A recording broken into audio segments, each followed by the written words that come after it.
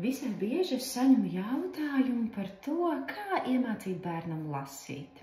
Vai arī saņemu pavisam atklātas ziņas par to, kā nosēdināt bērnu pie grāmatas un pievērsties tai čaklajai lasīšanai ik vakaru ir visai izaicinoši, jo nevienai ne otrai pusē to īsti negribas darīt. Es aicinu jūs pamēģināt sākt lasīt virtuvē.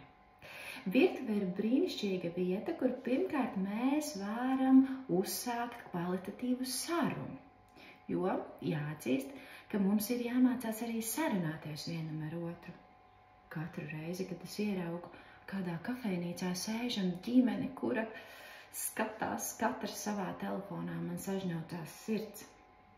Izslēdzam televizoru, izslēdzam planšetes, datorus, telefonus, noliekam malā, lai uz brīdi tie atpūšās un virtuvē pievēršamies šai kvalitatīvajai sarunai. Mēs varam runāt par to, ko gatavojam, izpētīt produktu nosaukumus uz etiķetēm, varbūt paskatīt kādu pavāra grāmatu, un šajā brīdī nav nozīmes, cik bērnam ir gadu. Ja jūs vēlaties virzīt bērna runāt prasmi, lasīt prasmi vai rakstīt prasmi, jūs varat to pavisam vienkāršā veidā darīt caur ikdienišķu sarunu virtuvē.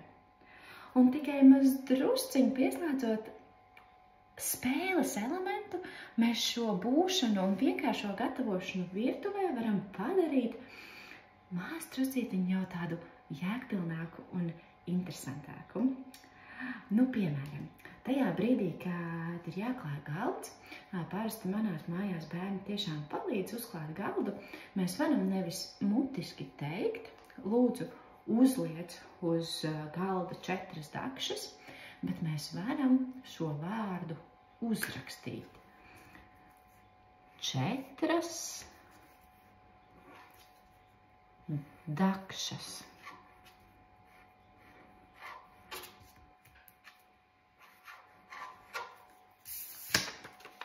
Četras dakšas. Uzliec uz galda 4 dakšas.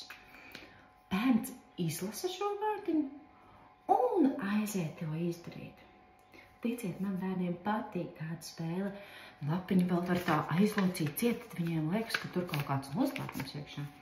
Aizloka ciet, un ja ir vairāki bērni, katram iedod savu lapiņu, un tad katrs var vaļā un mēģina izlasīt, kas tad viņam tur ir uzrakstīts un kas tieši viņam uz galda ir jāiznes.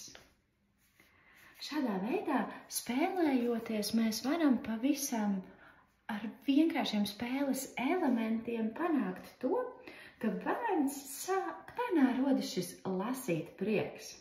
Nevis, tagad lasīsim to grāmatu, bet mēs virtuvē uzspēlējam kādu skaņu spēli. Piemēram, šodien mēs gatavosim kaut ko, kas sāks ar burtu m. Un tad bērns sāk domāt,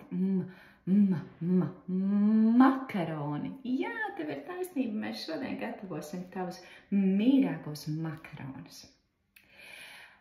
Tādā veidā, pavisam vienkāršā veidā, mēs rosinam bērnu gan uz sarunu, gan varam pavirzīt viņa lasīt prasmi un varbūt jau vēlāk arī iepīt iekšā šajā virtuves procesā kādu rakstīt prasmes uzdevumu. Ja tev kāds no maniem padomiem šķiet noderīgs, padalies komentārā, kā tad jums tur gāja ar runāšanu, rakstīšanu un lasīšanu virtuvē.